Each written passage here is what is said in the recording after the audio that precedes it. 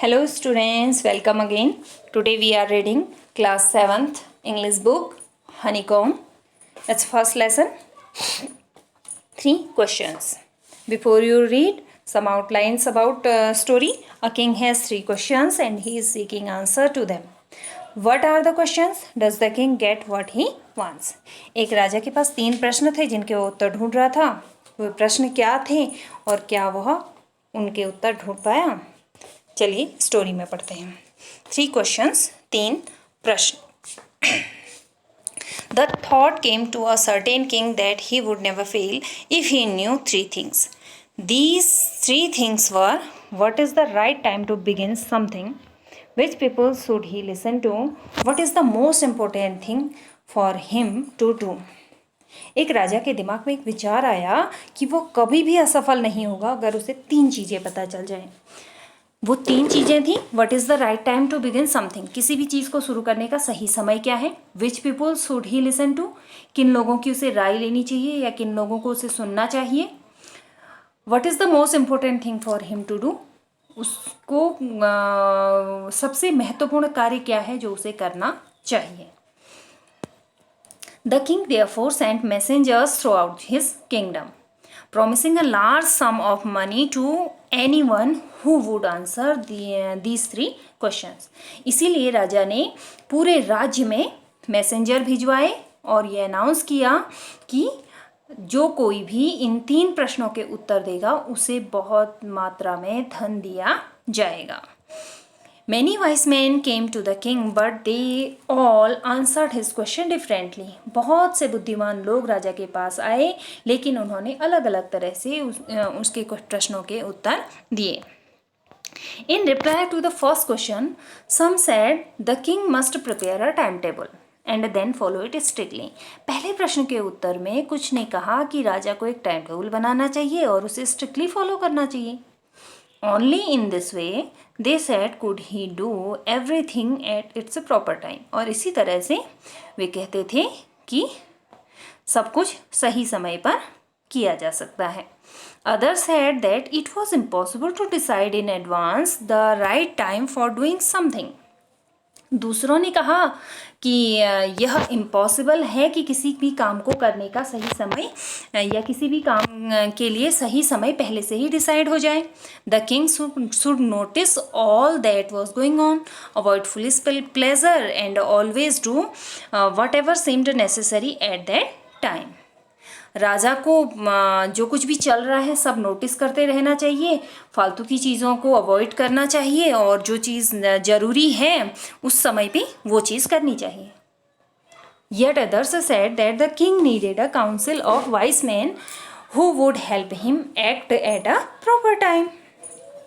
जबकि दूसरों ने कहा कि राजा को एक बुद्धिमानों की परिषद की, एक काउंसिल की ज़रूरत है जो उसे सही समय पर काम करने में हेल्प करेगी.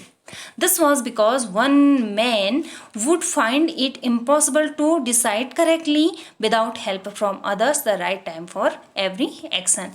ऐसा इसलिए क्योंकि कोई अकेला आदमी बिना दूसरों की हेल्प के किसी भी काम के लिए सही समय निश्चित नहीं कर सकता.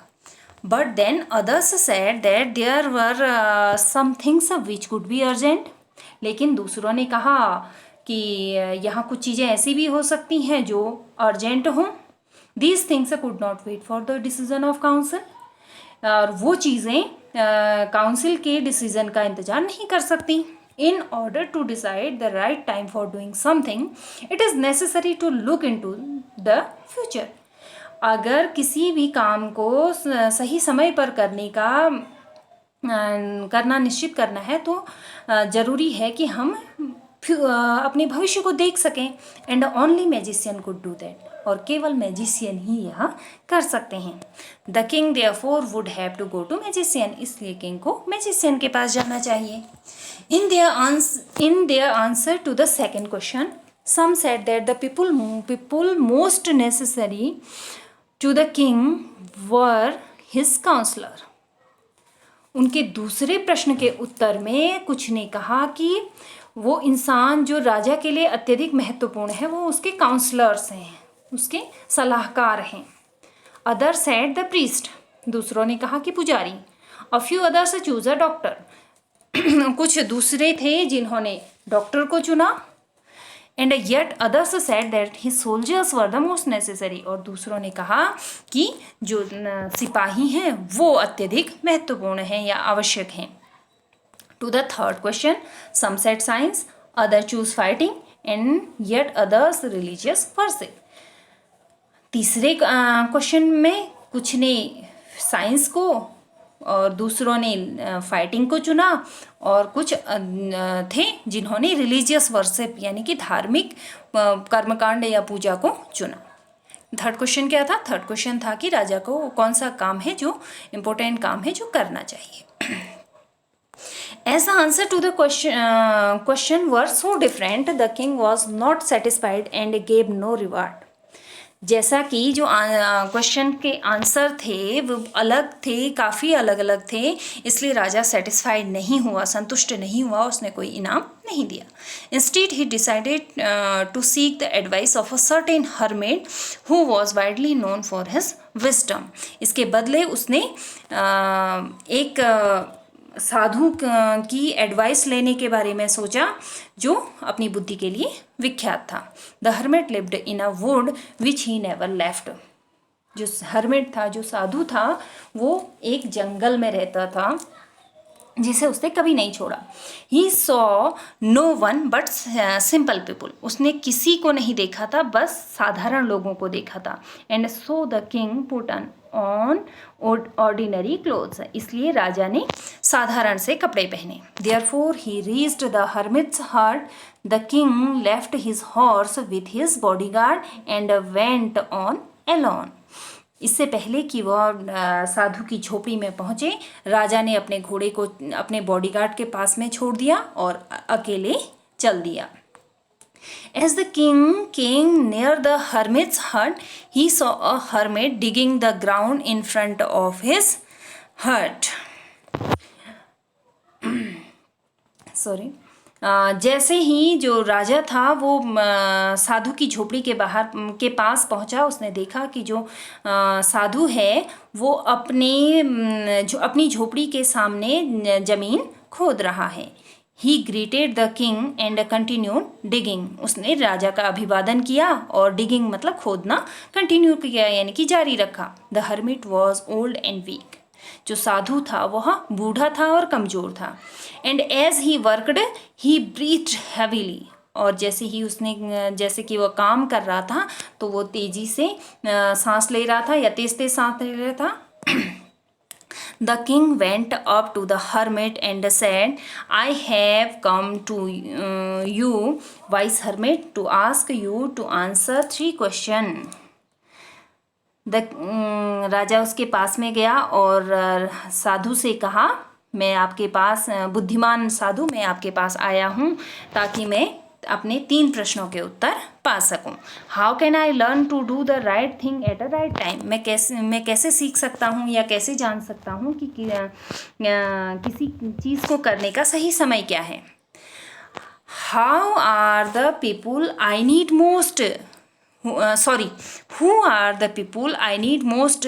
किन लोगों की मुझे सबसे ज़्यादा आवश्यकता है. And what affairs are the most important. और कौन सी चीज़ें जो है वो ज़्यादा इम्पोर्टेंट है. The hermit listen to the king. जो साधु था उसने राजा को सुना बट डिड नॉट स्पीक. लेकिन बोला नहीं. He went on digging. वह खोदता रहा. You are tired said the king. आप थक गए हैं, राजा ने कहा. Let me take the spade and work in your place. मुझे कुदाल लेने दो और अपनी जगह काम करने दो. किसने बोला? किंग ने बोला. Thanks said the hermit giving the king his spade. अपनी कुदाल राजा को देते हुए साधु ने बोला thanks. Then he sat down on the ground. और तब वह जमीन पर बैठ गया. When the king had dug 2 beds, he stopped and repeated his question. When the king dug 2 beds, जब राजा ने 2 क्यारियां खोद दी, ही स्टॉप्ड, वह रुका, एंड रिपीटेड हिज क्वेश्चन, और अपने क्वेश्चन रिपीट किए। The hermit gave no answer, साधु ने कोई उत्तर नहीं दिया, बट स्टूड अप, लेकिन खड़ा हो गया। Stretching out his hand for his spade, अपने हाथ कुदाल लेने के लिए अपने हाथ खींच लिए, बढ़ा लिए। एंड सेड, और कहा, now you rest and let me work, अब तुम रेस्ट करो और मुझे काम करने दो। But the king did not give him the spade and continue to dig, लेकिन राजा ने उसे कुदाल नहीं दी या फावड़ा नहीं दिया और खोदना जारी रखा। 1 hour passed, 1 घंटा बीत गया। देन अनदर, फिर दूसरा। The sun went down behind the trees, सूरज पेड़ों के पीछे छिप गया। And at least the king stuck the spade into the ground and said, और अंत में जो राजा था उसने जो फावड़ा था वो जमीन में धंसा दिया और कहा, I came to you wise man for an answer to my questions, wise man, मैं आपके पास में मेरे कुछ प्रश्नों के उत्तर के लिए आया हूँ। If you can give me no answer tell me so and I will return home, अगर तुम मेरे प्रश्नों के उत्तर नहीं दे सकते हो तो मुझे बता दो, मैं घर लौट जाऊँगा। Here comes someone running, said the hermit, वहाँ कोई दौड़ता हुआ आ रहा है, साधु ने कहा। तो ये आपका स्टोरी का फर्स्ट पार्ट है। सेकंड पार्ट में सेकंड वीडियो में आपको भेजूंगी। आपको वीडियो कैसा लगा लाइक करके बताइएगा। आगे के चैप्टर्स के लिए आप मेरे चैनल को सब्सक्राइब कीजिए। Okay, have a nice day.